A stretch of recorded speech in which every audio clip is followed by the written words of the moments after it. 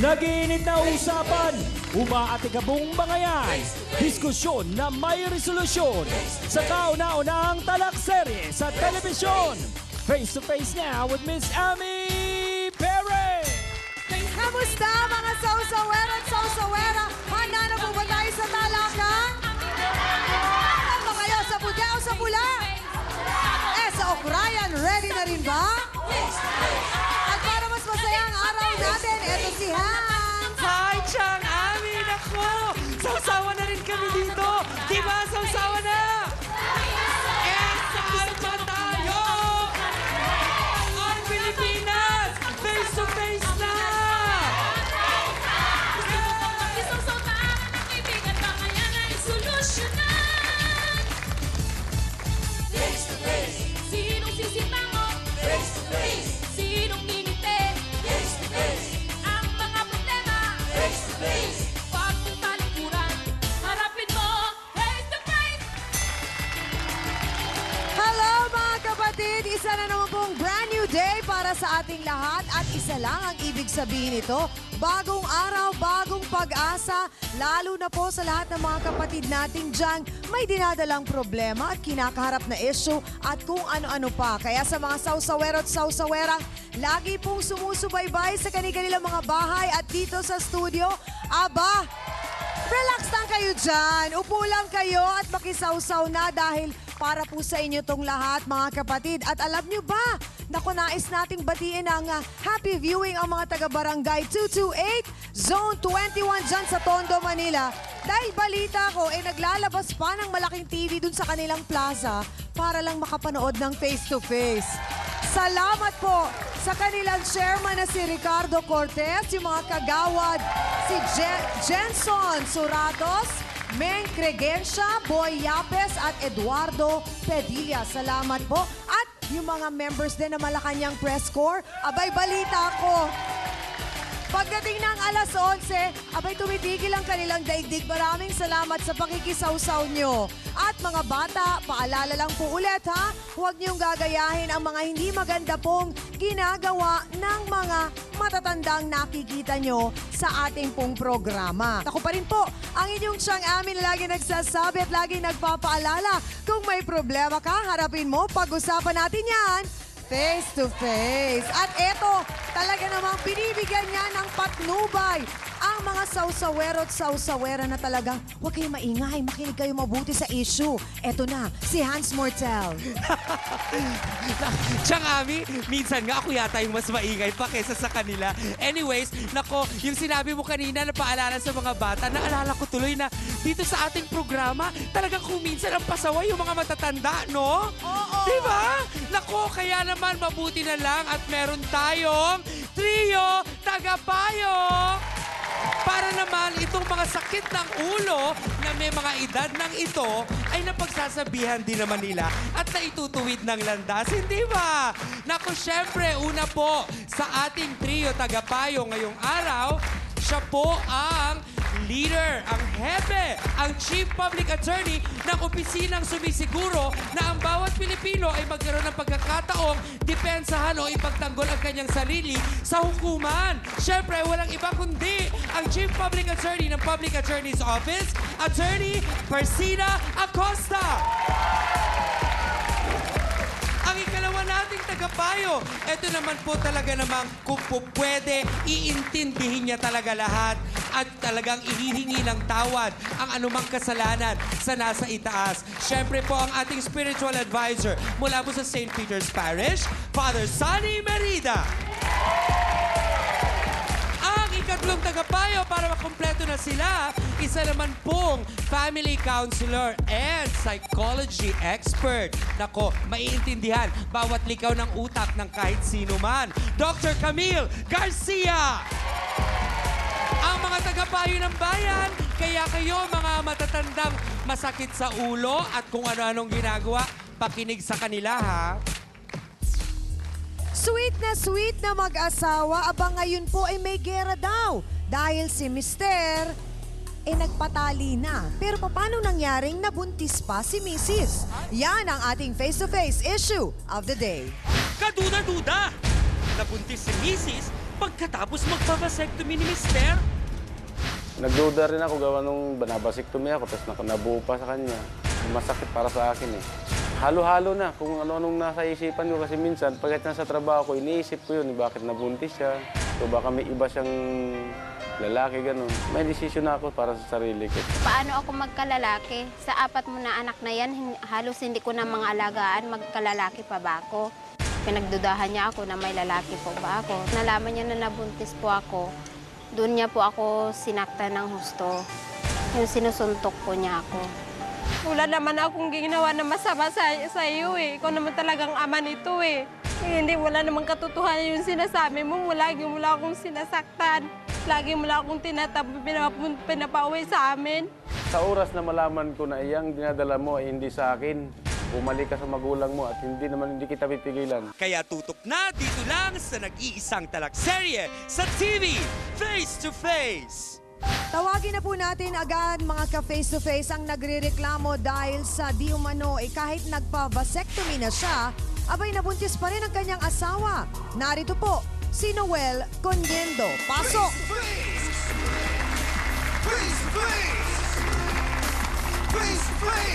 Kuya Noel, pakikwento po sa amin, gano'n na po ba kayong katagal nagsasama ni Mrs.? 6 na taon. Ilan na po ba ang anak ninyo? 4. 4? Aba? Okay. Ang mga edad po ay ilang taon ang panganay? 5. 5 taon. Sumunod? 4. Aba, 4. Sumunod? 3. 3. And then 2. Tapos sumunod, 2. Ay, hindi kayo masipag, Kuya Noel, ah. Ano po bang trabaho natin? Security guard. Okay. So, kailan po kayo nagpatali? October 2008. October 2008. Oo. At ngayon po, ang misis nyo ay nagdadalang tao. Ilang buwan na po? 4 months. 4 months. Yeah. So parang ang pinagtataka nyo, paano nangyari? Kaya nga po, 1 year and 6 months. Oh, Ngayon lang siya nabuntis eh. paano nga naman? Tapos siyempre, nagdududa ako. Paano po ninyo siya kinausap? Ano pong sinabi nyo? Kinakausap ko siya ng 2 lang kami sa loob ng bahay. So, Oh. Pinag-awayan nyo po ba ito ng matindi? oo naman. Mm. Minsan nga, lumalabas na lang ako kasi minsan hindi ko mapipigilin sarili ko eh. Oo. Kaya wala akong magagawa kung ano man maging resulta. Kung may pagkakamali man ako, siya. Dahil sa akin, Nagtataka talaga kayo kung paano nangyari? magtataka talaga ako kung paano nangyari, bakit nabuntis siya. So parang ang sinasabi niyo po ba dito, Kuya Noel, may ibang lalaki ang inyong asawa? Ganun po Ganun ba? na siguro. Oh, meron naman po ba kayong katibayan? Wala rin. Wala rin. Ay, teka, mahirap naman yata po yun, Kuya Noel.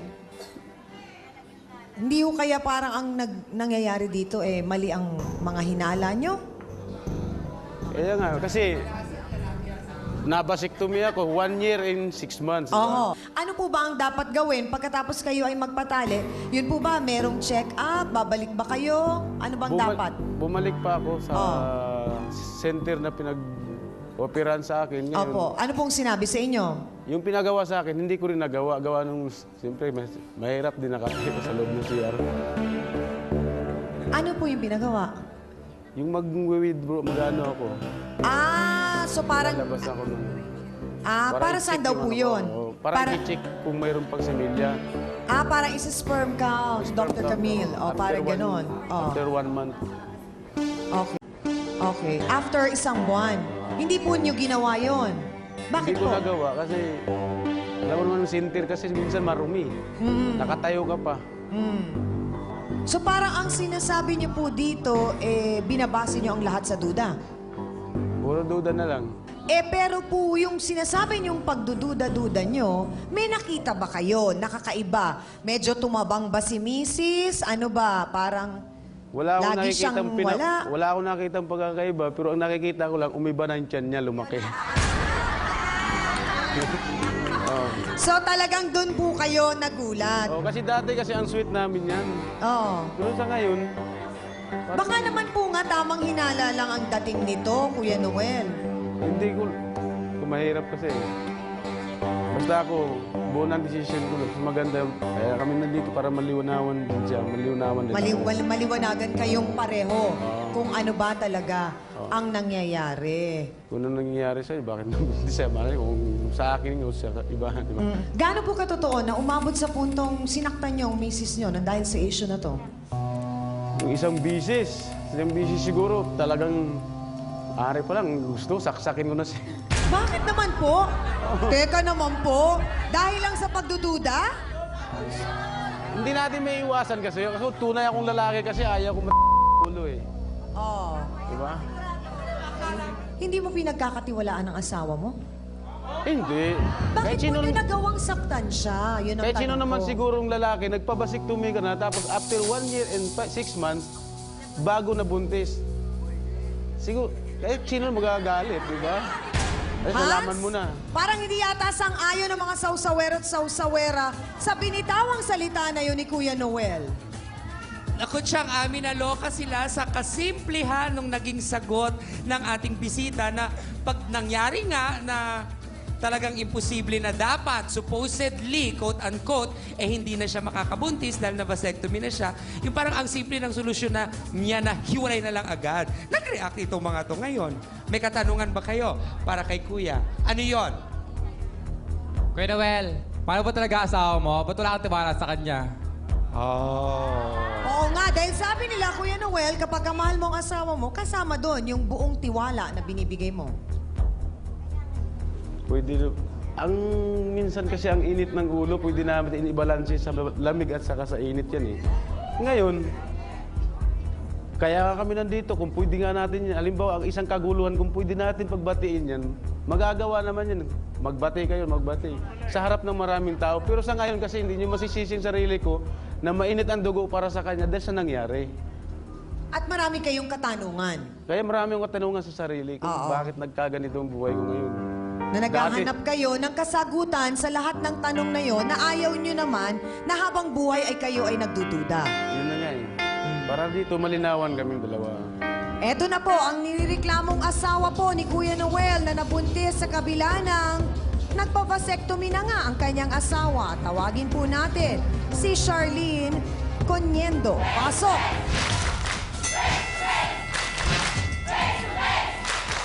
Charlene, po ka doon. Takot naman ako. Ayan, Charlene. Charlene, diretsa ang tanong. Alam mo na nagpa-vasectomy ang asawa mo? Opo, alam ko po. Alam mo. Opo. Diretsa ang tanong. Anong nagpa-visit? Si Noel ba ang ama ng bata? Opo, siya po. Wala na pong ibang ama nito kung hindi siya dahil hindi na minsan naman siya umaalis sa bahay. Lagi lang naman siya sa bahay. Tapos pinagbintangan niya ako na may lalaki daw ako. Eh wala namang katotohanan yung sinasabi niya. Sasagutin pa po ni Charlene ang mga may init nating katanungan at mga tanong din ni Kuya Noel sa pagbabalik po ng Face to Face. Diyan lamang kayo.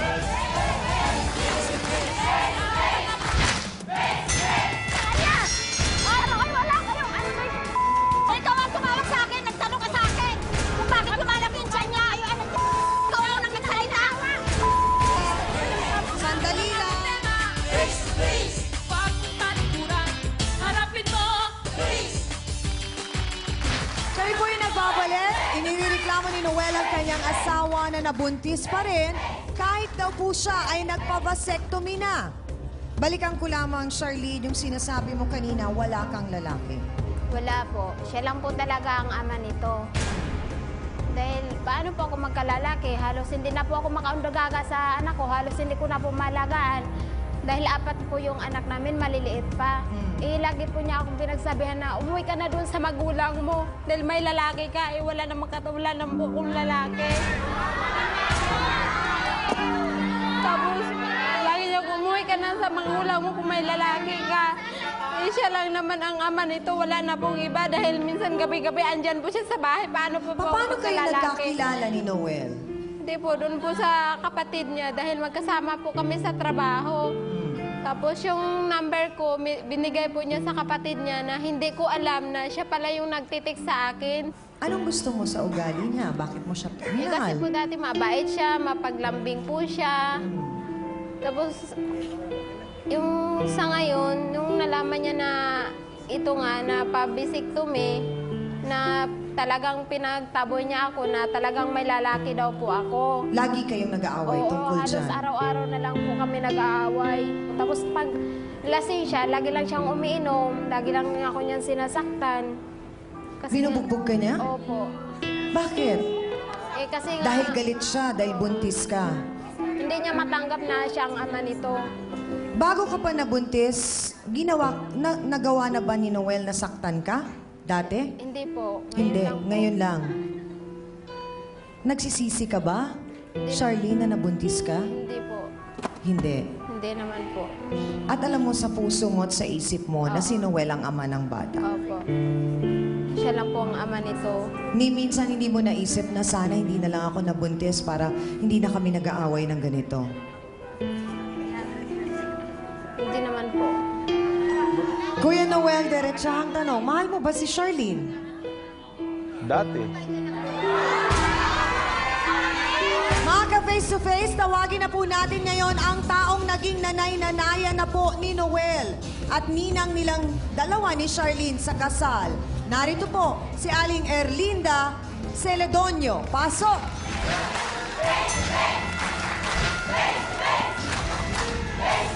Aling Erlinda, gusto ko lamang pong malaman, ano po ba ang alam ninyo tungkol sa gulong ito na kinasasangkutan po ng mga inaanak ninyo sa kasal? Ayaw nga ho maniwala na nabuntisan niya yung asawa niya kasi ang pagkalam niya ho, nabasiktomy na siya. Oo. Sabi ko, kausapin mo mabuti. Huwag kang mananakit ng asawa. Oo. Dahil hindi tama yung ginawa niya yun. Oo. Eh ngayon, nung nalaman niyang lumalaki na yung tiyan ng asawa niya, sabi nung kapitbahay namin na nakatira sa taas kasi sa silong po sila, sabi niya sa akin nung nakatira doon, sabi niya, Manang Linda, lika nga, sabi niya. Bakit? Bakit eh kasi Charlene, lumalaki yata ng tiyan. Oo. May mga taga-paparazzi pala dun sa inyo. Oo. Ngayon, ang sabi ko, bakit lumalaki ng tiyan eh, nabasiktomy na yung asawa niya? Yan nga, hindi ko alam eh. Tsaka alam mo, Manang, Naku, nadagdagan pa. O, sinaktan yung babae. Andun sinaka niya, inuntog-untog niya. Sabi niya, Ano po ang pinayo nyo? Dahil nga ho kayo ang ninang nila, dapat kayo ho ang nagtutulay na sila ay magkabate at magkaayos, Aling Erlinda. hindi ang sabi ko sa kanya po, kausapin niya yung asawa niya. Paaminin niya kung sino talagang totoo. So naniniwala kayo, Aling Erlinda, na hindi kay Noel ang ipinagbubuntis ni Charlene? Kasi nga, sinabi niya, basiktomy na raw siya. Parang nag-aalinlangan din ako. Bilang babae po, parang may kutob ba kayo na kayang gawin ni Charlene? Yon. Bilang babae daw po at bilang nanay nila, may kutob ba kayo na gagawin ni Charlene yon kay Noel? Para din ako sure eh. Ha? Parang hindi rin ako makapaniwala. Nung alam namin na nagpabasiktomy siya, hindi pa buntis siya, hindi pa malaki yung tiyan. Oh, kaya nagtaka naman ako nung malaman kung Ano pong ipinapaliwanag niyo kay Noel? Paliwanag po ba o sulsol ang nangyayari? hindi ko siya susulsulan. Ang gusto ko sana, magkasundo na sila. Kung talagang walang ibang lalaki siya, at kung talagang kanya yan, okay lang. Tanggap niya. Nasa kanya siya. Pero kayo na nagsabi kanina na wala po kayong nakikitang lalaki ni Wala. Charlene. Wala. Sa puntong ito, gusto ko lamang tanungin si Dr. Camille, yung issue tungkol sa, syempre nga naman, lalaki, ayaw na malalagyan ng, ang terminong ang ginamit ni Kuya Noel, ayaw niyang malagyan ng ipot sa ulo. Kaya parang hindi niya matanggap paanong nangyaring nagkaganito. May kinalaman ba yun sa ego, sa machismo? Kasi kapag ka ang babae ang nangaliwa, talaga naman po, patawarin. Hindi mapapatawad ng lalaki. Pero ang lalaki ng babae, abay okay lang. Paano yun? Siguro kasi dito sa ating sa Pilipinas masyado ang ang machismo na talagang pinaiiral siya among Filipino men. Kaya ang nangyayari makatanggap ng ganitong klaseng balita, ang sugod ka agad talagang ako'y pinagtataksilan, nakakalalaki yung ginagawa mo sa akin, parang ako yung kumbaga sana talagang feeling nila ang ego nila talagang deflated because of kung ano man yung nangyari. Yung mga bagay na yun. Para rin natin papaliwanag, Dr. Camille, itong parang si Kuya Noel kasi gusto ko lang ma-realize niya kung ano ang epekto ng pananakit niya sa isang Actually, babaeng buntis, no? At hindi lang yon, yung epekto ng stress na pinagdadaanan ng kanyang asawa na napagbibintangan, yung stress pati na pinagdadaanan ng bata, umiiyak ang kanyang asawa. Anong epekto nito sa bata? Nung nadinig ko pa lang kanina yun, medyo talagang ako emotionally affected dahil kasi unang-una, para sa isang babae na sabihin nyo magbubuntis na gano'n, it's always a blessing Irregardless kung sabihin nyo pang ayaw nyo siya, hindi. Pero talagang the mere fact na kayo ay nagbuntis, ibig sabihin, yun ay biyaya ng Diyos. Lahat po ng nadidinig po, nagaling po sa ibang, itong tayong nadidinig. Nararamdaman po yun. At the same time po, kung sabihin nyo na ang nanay mismo, siya pong may katawan ay umiiyak, nararamdaman po ng bata yun. Once po naramdaman yun, ang maaaring unang epekto nun, sasabihin nyo, bakit itong batang to napakaiyakin? Pangalawa, magugulat na lang ho kayo, sila ho yung medyo mas hindi masunurin. Dahil kasi may mga pagkakataon po na ito palang umpisa pa lang, pinagbubuntis pa lang, meron na pong rejection. Ayaw nyo na dun sa bata, hindi nyo po tinatanggap. Ang hindi po pagtanggap sa bata, akala nyo lang po dahil ang hindi nyo tinatanggap yung pong ina, hindi po, pati ho yung bata, apektado. Ang isang bata yung talagang blank sheet, wala pang alam yan. Pero po, naka-tape recorder na po yan sa utak. So unconsciously po, maaring paglaki, doon naman po lalabas yung sabihin nating sama ng loob na naramdaman ng bata nung nasa loob pa lang po siya ng tiyan. Maraming pong salamat, Dr. Camille, sa magandang paliwanag po na yon.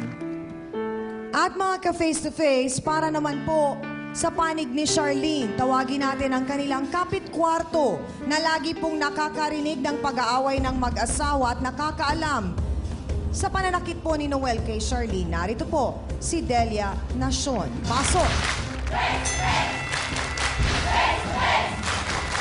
Sandali lang po. Sandali lang. Bakit? Sandali lang. Ayun, nagchichismis sa kanya! Alam ko, wala kayong ano na ito. Ikaw ang tumawag sa akin, nagtanong ka sa akin kung bakit lumalaki yung tiyan niya. Ikaw ang nagsalita. Ano? Lalo ka na ikaw ang asawa. Sandali lamang po. Hindi po tayo magkakaliwanagan. Aling Delia, bakit po kayo galit na galit kay Aling Erlinda? Bakit lumalaki ang tiyan ni Charlene? Ano sa palagay mo? Buntis ba siya? O, di ba ikaw ang nagsabi sa akin? Alam ko ba yung kundi ikaw ang nagsabi sa akin? Huwag mo akong balik na rin. Kayo dalawa. Ay, wala ka sa silong yan. Wala kayong konsensya. Hindi kayo naaawa. Sandali lang po, Aling Erlinda. Aling Delia, diretso ang tanong. Totoo po bang sinasaktan ni Noel si Charlene? Bigla ka maninipa? Kung nagbuntis siya, sinasaktan niya na. Malalaman po natin ang mas malalim pang kasagutan ni Aling Delia sa pagbabalik po ng Face to Face. Diyan lang kayo.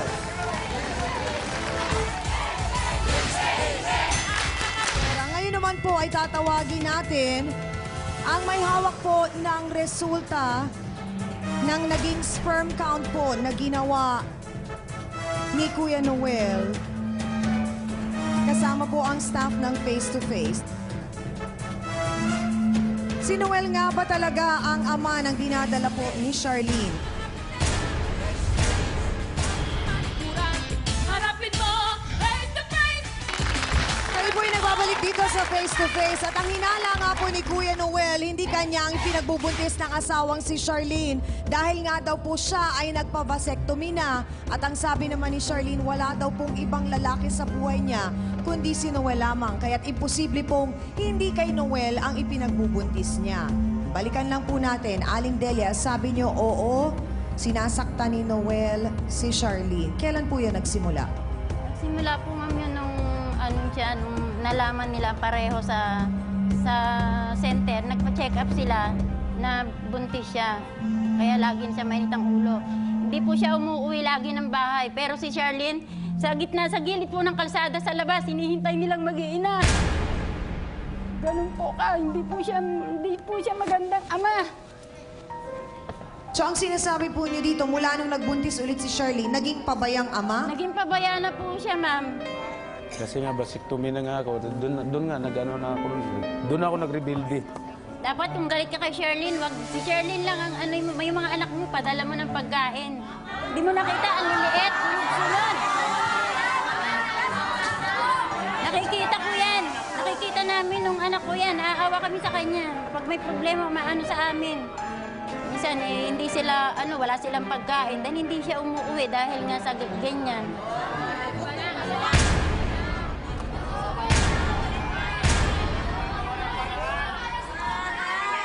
Mga face-to-face, Sausawera at Sulsulera ang nagsasabi po kay Noel na hindi ito makakabuntis na dahil nga siya po ay kapon na. Narito, tawagin natin si Jennifer Palomo. Pasok!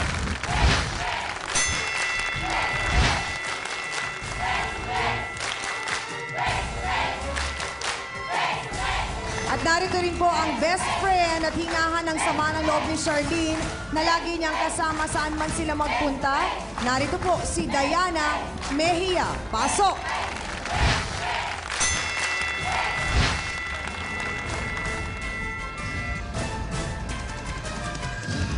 Gusto ko lamang tanungin sa puntong ito, Jennifer, anong alam mo sa kwentong ito? At paano nangyari? Paano mo nakilala si Noel at si Charlene? Kapitbahay ko po sila. Kapitbahay? Kaharap po ng bahay. Kaharap, okay. Halos araw-araw ho, nag-aaway sila. Ito ang pinag-aawayan nila, yung tungkol nga ho doon. Ito ho, palagi ho sa bahay yan. Tuwing galing sa trabaho, diretso ho yan sa bahay. Minsan, nagiinuman sila nung asawa ko. Kaya yung problema niya ho, kinukwento sa amin. Jennifer, bilang ikaw ay isang babae, hindi ba dapat nandun ka sa panig ni Charlene bilang ikaw ay babae? Sa kami, bilib ako sa lalaki na bihira ang magpa-bisectomy. Tanungin ko lang si Dayan, ano naman ba ang pagkakilala mo kay Noel? Lasenggo po yan eh. Gaano na kayo katagal magkakilala ni Charlene? Paano kayo nagkakilala? Ano po, doon po sa bahay din namin, lagi siya nakatambay doon. Tapos lagi kami nag-uusap. Anong sinasabi niya sa'yo? Wala, nag-aanoan lang kami kasi nga, yung asawa niya lagi daw nung lasing umuwi. May nabanggit ba siya na meron siyang nakilalang bagong lalaki? May ka-textmate siya? Wala po kasi hindi naman po lumalabas yan eh. Walang cellphone? Hindi po lumalabas ng ano yan sa bahay lang Oh, po so talaga. paano nangyari ang sinasabi nilang tatlo, baka may lalaki si Eh, Charlene? kasi sila ang, sila ang nag-ano kay Noel. Sila nagkichismis na may lalaki. Sino po sila? Sino po sila? Silang dalawa. Oo, kaya ito, inaano ni Noel. Para mag-away yung dalawang mag-asawa. So sila po ang nagsusulsol kay Noel. Sa palagay po ba ninyo, si Noel ay naniniwala naman? Naniniwala po siguro siya kasi lagi niya pinano yung asawa niya eh. Lagi niyang sinasaktan. Oo. Para maliwanagan si Noel, gusto ko lamang tanungin si Attorney Acosta. Ano po ba, Attorney, ang liability ni Noel sa ginawa niyang pananakit po sa kanyang asawa? Masakit sa aming mga babae. Ang pinagbibintangan kami ng aming asawa. Napakasakit nun. Higit pa sa kami ay iyong sinampal. Higit pa sa binugbog mo, sinaksak mo ang isang asawang babae. Noel, napakasakit ng ginagawa mo sa iyong asawa. Malaking kasalanan sa Diyos yan. Mas malaki po ba, Attorney, ang parusa kapag ka ang binubugbog po ay ang asawa na buntis? Oo, malaking kasalanan yan. Republic Act 9262, Anti-Violence Against Women and Their Children. Eh lalo pa kung nasa loob ng tiyan, dalawa ang biktima mo dyan. Aba, ang dapat nadidinig ng bata sa loob ng tiyan ay musika. At pagmamahal. Pagmamahal, hindi pananakit. At bakit ganyan ka? Hindi mo bigyan ng benefit of the doubt ang asawa mo. At hindi yan rason sa isang lalaki na komo nagdududa ka sa asawa mong babae, eh pagtataksilan mo na. May karapatan ka ng saktan siya. Oh, wala kang karapatan saktan. Pag-aralan mo, tuklasin mo, kung may ebidensya ka, eh di kasuhan mo ng adultery. Oh, Article 333 of the Revised Penal Code. Nandyan yan, adultery. Eh kung wala ka na may ebidensya, bakit hindi mo isipin? Eh 4 na ang naging anak ko sa babaeng yan. Tanungin nga kita, Noel, tumingin ka nga sa akin. Bago ba siya nabuntis, hindi ba kayo nagtabi bilang mag-asawa? O ayan, nagtatabi pala naman kayo. So bakit hindi ka gumawa ng paraan para yung duda mo ay mapag-aralan mo? Tama ba yung duda ko? Inosente ba asawa ko? Anak ko nga kaya yon? Para hindi ganyan ang buhay nyo, nakakahiya kayo sa mga kapitbahay. Pinagpipiestahan na kayo ng mga chismosa sa inyong barangay. At yun nga po ang susunod kong katanungan, attorney. Ang mga chismosa sa kanilang lugar, ano ba ang pananagutan nila kung sakali mang mapatunayang mali ang mga binintang at mga pinukol nila at ibinato na kay Charlene na mga sabi-sabi at mga pananalita? Ay, meron ding batas dyan. Ano po ang sinasabi ng batas? Yan, yung oral defamation, libel, may kulong din yan. Ilan po ang kulong niyan? Aba, ay mga 4 years lang naman. Makukulong ka. Maliwanag 4 years. Pag mapatunayan na mali ang mga ipinaratang nila. Ay, isipin mo, nawawasak ang isang tahanang nilikha ng Diyos. Totoo. Para lumikha ng isang lahi na maglilingkod sa Diyos at sa bayan. Dahil lamang sa chismis, dahil lamang sa haka-haka, duda. Ang nagsasuffer dyan yung mga bata at ang ina na nagdadala ang tao. Napakasakit, Noel, ang mapagbintangan ka kung wala kang kasalanan. Napakasakit nun. Ikaw kaya ang pagbintangan kung wala kang kasalanan? Di ba masakit yun? Kung tunay kang lalaki at maginoong ama, dapat panagutan mo ang dapat mong panagutan. Huwag mong hanapan ng sala ang iyong asawa. Noel, tingin ka sa akin, Noel.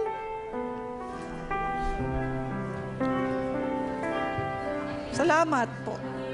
Marami pong salamat, Attorney Acosta. Hans, at sa mga sausawero at sausawera, isang beses lang tayo magbobotohan sa ating issue ngayong araw na ito. Okay, Chang Alamin nga Ami. natin kung kanino sila mas naniniwala. Aha. Okay, mga kapatid na sausawero at sausawera, narinig nyo ang bawat panig. Meron tayong mister na nagdududa kung bakit buntis ang asawa niya, gayong nagpa-vasectomy na siya. Meron naman tayong misis na buntis, na kahit siya mismo ay hindi rin niya nga maipaliwanag kung paanong nangyari. So, kaninong panig ba tayo maniniwala? Pula ba tayo o puti? Taas na! Go!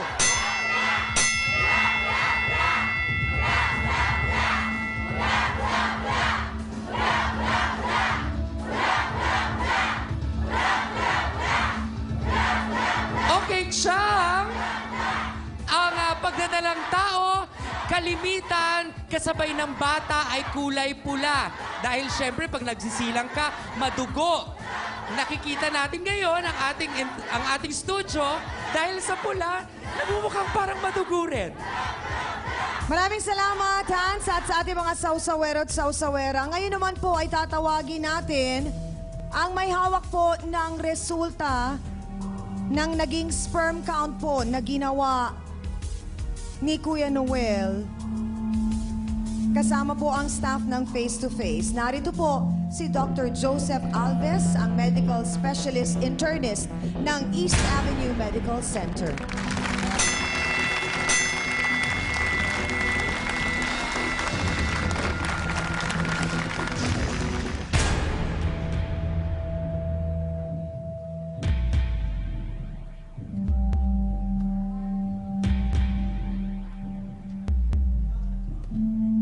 Si Noel nga ba talaga ang ama ng dinadala po ni Charlene? Malalaman natin ang kasagutan po sa pagbabalik ng Face to Face.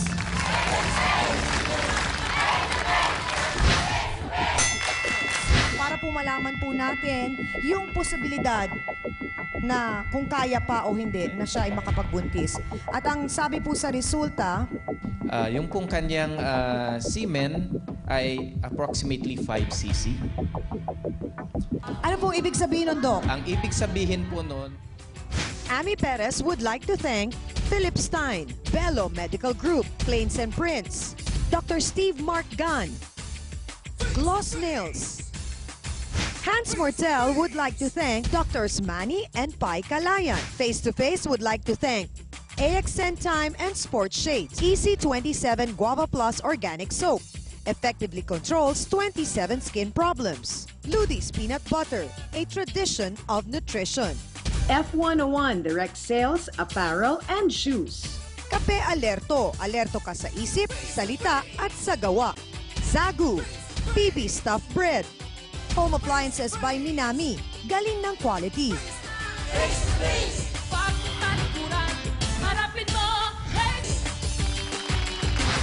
Sa mga kakatutok pa lamang po sa Face to Face, kakaiba ang issue po na ating tinatalakay ngayong araw na ito. Inireklamo po ni Kuya Noel ang kanyang asawang si Charlene dahil kahit daw po nagpa-vasectomy na siya ay nabuntis pa ang kanyang asawang si Charlene. Kasama po natin si Dr. Alves ng East Avenue Medical Center kung saan nagpunta po doon. Doctor, si Kuya Noel kasama ang staff natin sa face-to-face para po magkaroon ng tinatawag na sperm count process. Para po malaman po natin yung posibilidad na kung kaya pa o hindi na siya ay makapagbuntis. At ang sabi po sa resulta, paliwanag lang po natin para maliwanagan po sila. Okay. Ayon sa resulta, sa itong pangalan kay Noel Coniendo, yung pong kanyang semen ay approximately 5 cc. Ang kanyang pong total cell count o kaya sperm count ay 43,700,000. Ano pong ibig sabihin nun, Doc? Ang ibig sabihin po nun, ang 43,700,000, ibig sabihin nun, pwede pa siyang makabuntis.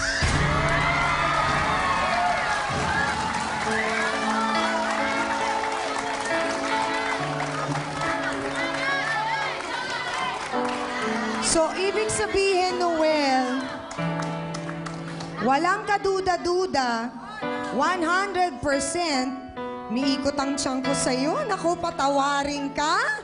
Ikaw ang ama, oh! Sinaktan mo ang asawa mo, ang anak mo, ikaw ang ama. Noel, eto ang papel. Mahiya kayo. Ayan ang resulta. Ay, naku! Ano, may duda ka pa ba doon sa 43 million? Ang dami nun. Gusto lang natin malaman, Dr. Alves, para maintindihan pa mas lalo ni Noel, bakit nga po ba ganun ang nangyari na nagpa-vasectomy na siya pero nakabuntis pa rin siya sa asawa niya? Ganito yun, Noel. Pag nag-vasectomy ka, yung dalawang vas deferens natin, kinakat yun. But then, ang ano dyan, within nung yun, ina-advisean muna namin kayo na wag muna kayong, hindi pa rin kayo safe, kumbaga. Makakabuntis ka pa rin that time. So, kailangan every 2 to 3 months, nagpa-follow up ka at nagpapa-sperm analysis ka. Doon lang natin masasabi kung wala ka ng sperm na active. Pwede pa rin, yes. Naghihil yan at pwede pa rin yan magdugtong. Doon pwede pa rin dumaan doon. So, napaka-active pa. Active pa, kumbaga. Maraming salamat po, Dr. Alves. So, ibig sabihin, Kuya Noel, pwede ka pa hanggang 8. Sa ating mga panauhin, matapos nating malaman na ang katotohanan, pakinggan po muna natin ang sasabihin ng ating pong trio tagapayo. So, simulan natin kay Attorney Acosta. Attorney? Noel, ang pag-ibig ay pagtitiwala. Yan ang bubuklod sa pagsasama ng bawat mag-asawa sa mata ng Diyos at ng sangkatauhan. Pag walang pagtitiwala, yan ang unti-unting wawasak sa inyong tahanan. Na magdurusa ay ang mga bata. Kailangan magbagong buhay ka, Noel. Napakasakit. Ako nga naiiyak sa ginawa mo sa asawa mo. Tunti, sinasaktan mo. Isang malaking kasalanan at kasumpa-sumpa ang isang lalaking nananakit ng asawa, lalo pa kung buntis yan, wala namang kasalanan sa'yo. Sinasaktan mo. Dapat mahalin mo yan. Maawa ka sa asawa mo at sa mga anak mo. Buuin mo ang pamilya mo. Charlene, sana maging handa ka rin sa pagpapatawad. Maraming pong salamat, Attorney Acosta. Dr. Camille? Alam mo, Charlene, hanga ako sa'yo dahil kasi yung sinumpaan nyo bilang mag-asawa, talagang tinupad mo. Nagpasakop ka, lahat ng ginawa mo, nagtiis ka. Kaya saludo ako sa'yo bilang isang babae. Sa'yo naman, Noel, may panahon pa para buuin mo, lalo na't merong darating na panglimang anghel sa buhay nyo. Siguro naman, ito na ang simula para maiayos nyo ang pamilya nyo. Yun lang. Maraming pong salamat, Dr. Camille Garcia. Reverend Sunny? Isinalalarawan dito sa problemang ito na ang pagkakamali ay pwedeng maituwid. Ang inumpisahan po ng isang mali ay may susunod pang mali. Ngunit hindi nagiging pabaya ang Panginoong Diyos. Kung kalooban niya, may pakikita niya kung ano ang tama. Unang-una, anong mali?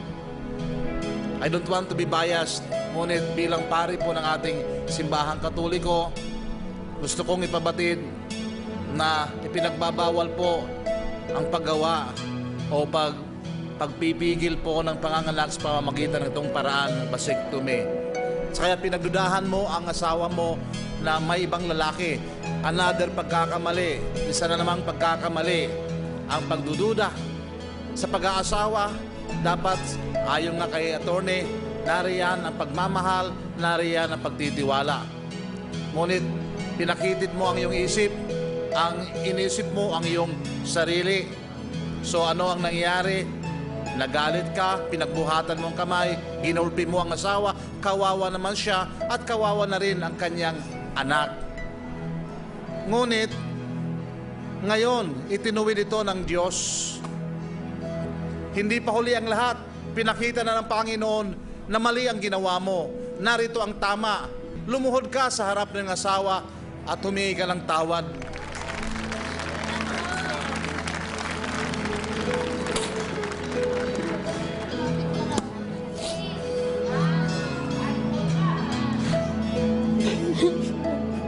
Ngayon na ako sinasaktan eh.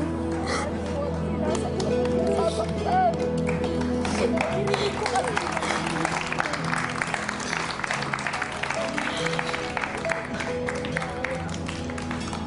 Ganyan din naman sa akin ang asawa ko. Kaya wag ako sa asawa mo. Sabi ko lang. Noel, meron ka bang gusto sabihin sa asawa mo? Hindi na po ako hindi nga ako natawad sa paggawa ko sa kanyang kasalanan. Kung ano man yun, hindi na mauulit. Anong masasabi mo sa asawa mo? Tamo, mahal na mahal ka naman ni Noel eh. Bago na siya, wag na siya po mag-inom.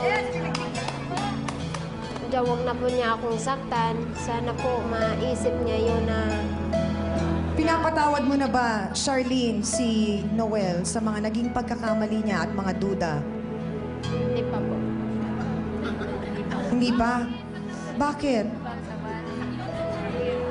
Naku, mahaba-habang suyuan ito, Noel. Handa ka na ba? Oo. Noel, anong maipapangako mo sa asawa mo matapos mong malaman ang katotohanan? Gagawin ko ang lahat, may balik ko nawawala sa akin.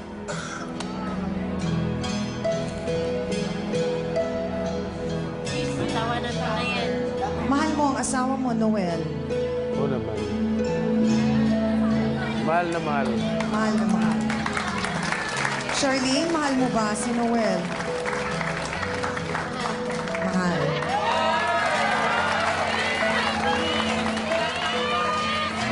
O, kiss na daw. Sige na.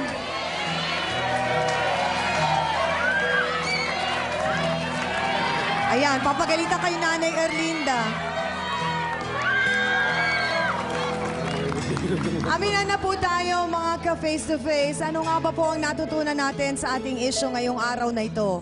Sa kaso po ni Noel at Charlene at sa mga katulad pa hong kaso, tiyakin po muna sana ninyong maigi ang lahat po ng mga resulta ng bawat proseso po na inyong dinadaanan. Lalo na kung ito po ay may kinalaman sa pagpaplano ng pamilya. Kapag sinabihan po tayo ng ating doktor na hindi pa po tapos ang proseso at kailangan bumalik pa tayo, gawin po natin para po sa ikakakumpleto po ng medikasyon at para na rin po sa katahimikan ng ating isip. At para rin po sa mga magulang na tulad kong biniyayaan po ng anak, magsaya po tayo at magpasalamat. Tandaan po natin, lahat po tayo ay pwedeng maging anak, pero hindi po lahat tayo ay pwedeng maging magulang. Kaya para po sa mga mag-asawa, lagi lang po ninyong isipin, sabi nga nila, every pregnancy is a blessing. Maraming salamat sa aking co-host na si Hans Mortel sa Dance Squad. Kina B1 at B2. Sa ating pong trio, tagapayo. Ang ating pong mga sausawero at sausawera. Maraming salamat din kay Dr. Alves, kay Dr. Elmer Punsala ng East Avenue Medical Center. Higit po sa lahat sa ating mga sausawero at sausawera na walang sawa pong nakikisawsaw sa amin po araw-araw. Dito man po sa studio o sa bahay o sa internet. Sa lahat po sa inyo, maraming salamat. At sa ating mga bisitang nagtiwala pong ibahagi sa atin ang kanilang totoong storya. Maraming salamat po sa inyo mga kapatid. Kung meron po kayong mga issue, problema o mga alitan na mahirap pong maresolusyonan, mag-email lamang po kayo sa amin para po sa detalye at susubukan po naming tuldukan yan. Hanggang sa susunod, ako pa rin po ang inyong siyang Ami na laging nagpapalala at nagsasabing ang problema, pwede mong tawanan, pero hindi mo yan dapat talikuran. Kaya kung may problema ka, harapin mo, pag-usapan natin yan face to face. Para po sa inyo to, mga kapatid. Anong ginagagalit mo sa akin? Chismosa ka din! Pakialam yan. Oy! Aba, bakit hindi ako pakialam? Dahil kinikil ako sa bahay. Nag-uuma kayo. Sandali, sandali! Sandali lang! Kaibigan, bangayan ay solusyon